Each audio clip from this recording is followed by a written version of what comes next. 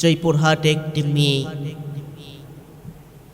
পারিবারিক সমস্যার কারণে সুইসাইড করে, গলায় ফাঁস লাগিয়ে মেয়েটি আত্মহত্যা করে।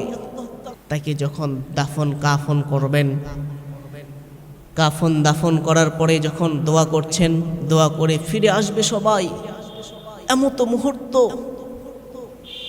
কবর দুই পাশ থেকে চেপে আসতেছে, কবর দুই পাশ থেকে ভেঙে আসতেছে। কি করুন কাহিনী! বাংলার জমিনে আজকে প্রকাশ্য দিবালোকে এটি দেখা যাচ্ছে।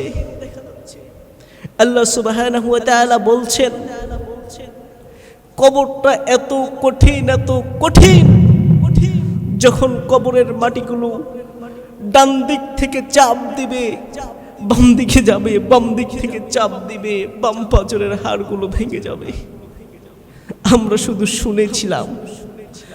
শুধু শুনেছিলাম যখন কবরে ডান দিক থেকে চাপ দেওয়া হবে বাম পাঁজরের হাড়গুলো ভেঙে যাবে, আবার বাম দিক থেকে যখন চাপ দেওয়া হবে ডান পাঁজরের হাড়গুলো ভেঙে যাবে। এগুলো শুধু শুনছিলাম, কিন্তু 2 দিন আগের ঘটনা, জয়পুরহাটের মধ্যে মেয়েটি আত্মহত্যা করলো। আর দাফন কাফন করার পরে মানুষেরা বাড়িতে ফিরবে এমত অবস্থায় দেখছেন কবরের সেই চাপ শুরু হয়ে গেছে।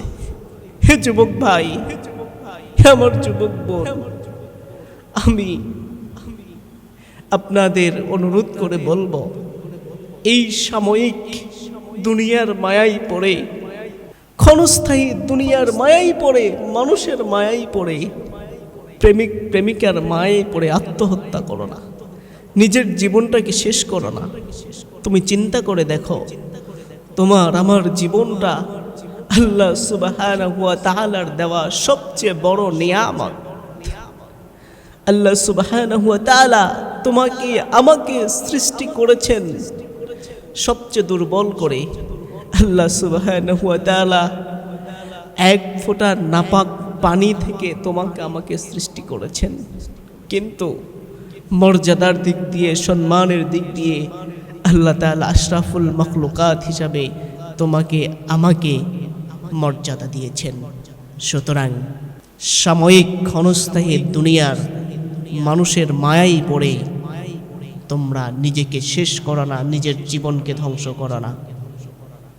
তোমরা যদি এই প্রেম, এই ভালোবাসা, এই মোহাব্বত আল্লাহর দিকে, আল্লাহর রসুলের দিকে ধাবিত করতে পারো, তাহলেই তো আল্লাহ সুবহানাহু ওয়া তাআলা তোমাকে আমাকে তার শ্রেষ্ঠ বান্দা হিসেবে উপাধি দিয়ে দিবেন।